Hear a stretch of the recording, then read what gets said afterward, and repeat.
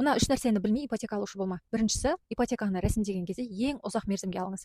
20-25 жылға. Неге десеңіз, ай сайынғы төлем сіздің айлығыңыздың 30%-нен асып кетпеу керек.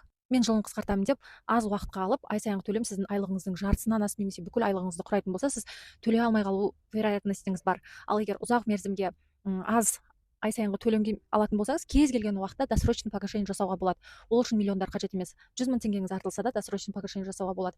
Екіншісі, досрочный погашение жасаған кезде айынан емес, жылдығынан қысқартатын болсаңыз, срок, яғни срогынан қысқартатын болсаңыз, сіз миллиондарды ұта аласыз. Неге десеңіз, ай сайын сіз 200 мың теңге төлейтін болсаңыз, соның 180 мың теңгесі процентке кетеді. Ал основной долгыңыз сіздің 20 мың теңге.